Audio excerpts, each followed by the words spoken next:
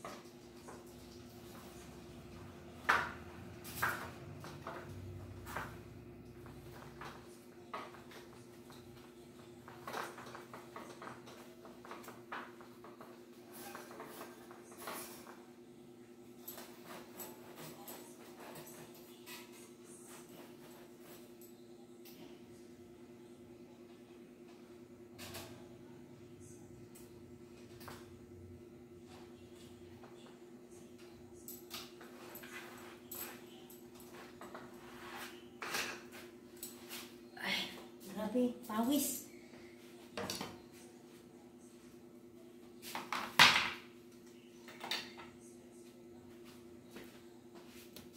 Init po talaga. Iba po talaga panahon ngayon.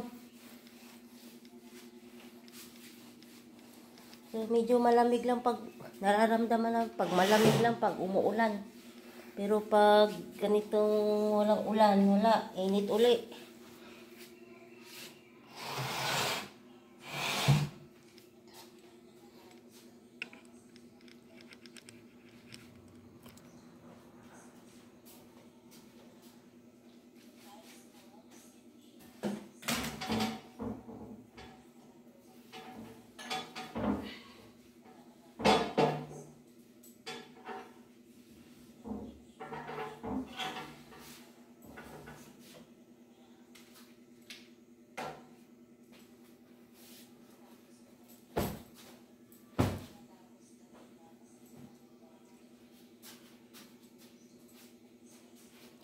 Ito yung punasan ko yan.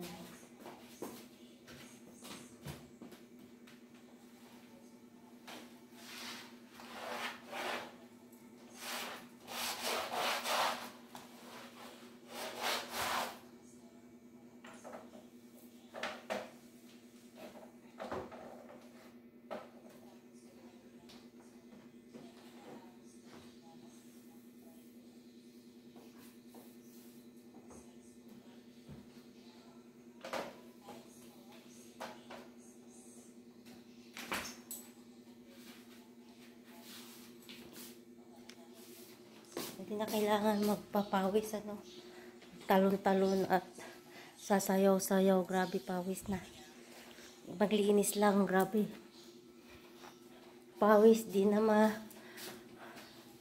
parang akala mo maliligo ka na, tumutulo na.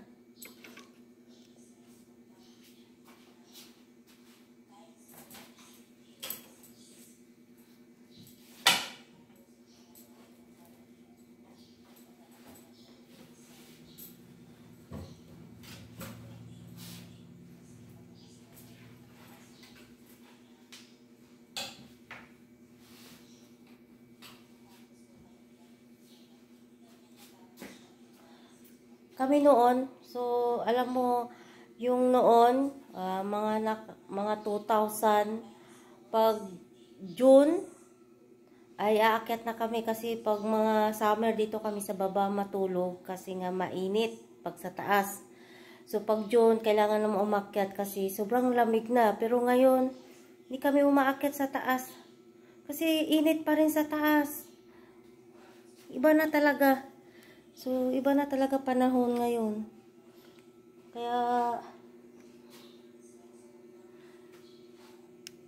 grabe ng init. Pati nga yung tubig sa puso noon, pag naligo kami, kala mo galing sa ref yung tubig kasi sobrang lamig. Ngayon, hindi na gaano. Hindi na gaanong malamig. Nasa ilalim na yun, ha?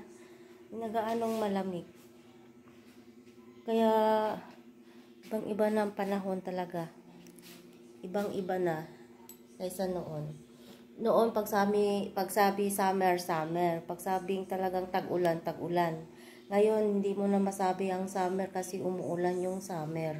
Tapos yung tag-ulan ay maging mainit. Climate change. Kaya tayo ay wala na rin kasing mga puno. Pinagpuputol na yung mga puno. Kahit dito sa pinagpuputol. Kasi nga daw lalo pag dinadaanan ng kawad ng kuryente. Pinuputol na nila yung mga puno.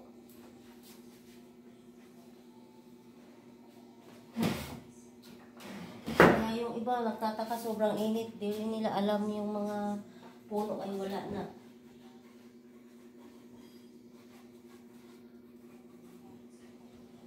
Kahit kabundukan, ginawa ng pabahay. Ginawa ng subdivision.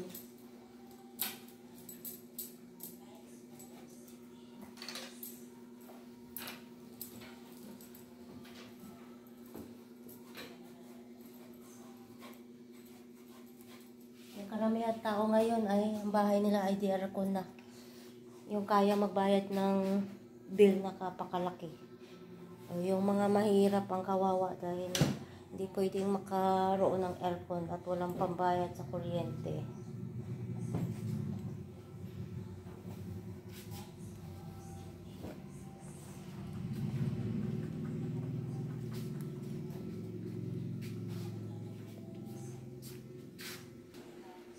So, thank you for watching everyone. So, magwalis naman ako. Tapos na ako dito sa magpunas-punas. Yan. So, walis naman. Walisan tapos map. So, di na ako kailangan mag-video para mas mabilis ang kilos pag walang video nakaharap. So, ako lang din ang nagbi-video. Walang taga-video. So, thank you for watching everyone. Happy Wednesday. Happy Wednesday po sa ating lahat. God bless us.